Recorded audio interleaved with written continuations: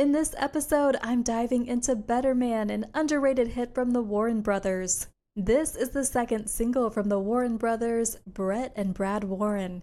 They began their musical careers by playing in Christian heavy metal bands, and then they moved to Nashville in the mid-90s, where they signed to BNA Records. The label's biggest selling artists at the time were Kenny Chesney, who was gradually becoming a huge star and had a consistent string of top 20 singles during that late 90s period. Lori Morgan was one of the label's biggest acts. She signed with them in 1992 and had some of her most memorable hits with the label. John Anderson, he had his remarkable comeback in the 90s during his seminal Win era, and that was with BNA Records as well. BNA didn't have a huge roster like MCA, Curb, or RCA in those days, and it ended up being acts that had one or two albums and maybe a few singles that made a little bit of traction at country radio. Other acts signed to BNA Records include B.B. Watson, Ray Vega, Turner Nichols, and the Remingtons. And then the label, they hit a stride in the mid-90s with the double platinum success of Mindy McCready. Plus, they also had Lone Star, who became really favorable with radio during this time. The label continued to sign new young acts like Jason Sellers, Jennifer Day, and the Warren Brothers. Better Man was their second single off their first album. That one was called Beautiful Day in a Cruel World.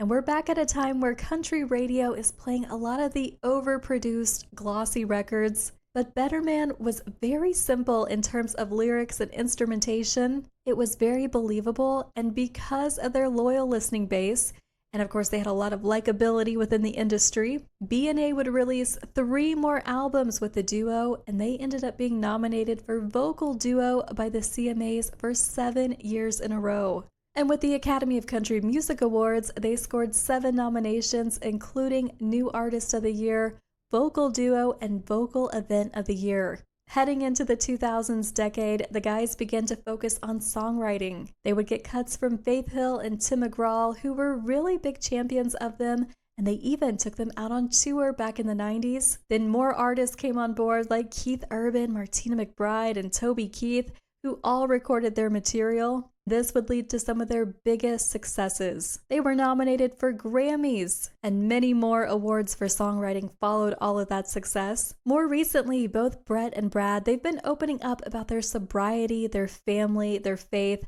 and I encourage you to look on their podcast, look on their Facebook page, all their social media. They've got some really great interviews, a lot of great videos on there. And there's always some powerful takeaways, and there's a lot of tragedy and sad stories in between there, but you will take away so much from those very powerful conversations that they're having. You can find Better Man on all streaming platforms. It was a song that only got to 32 on the country charts back in the late 90s, but I think it should have been a bigger hit because it still stands up today. Let me know if you remember that one. Tell me what other Warren Brothers songs you remember loving from back then. Be sure to check out my channel. I've got other videos about other underrated songs in country music. And you can find me each week on this syndicated radio show across the country with Amanda. Thank you so much for being here today.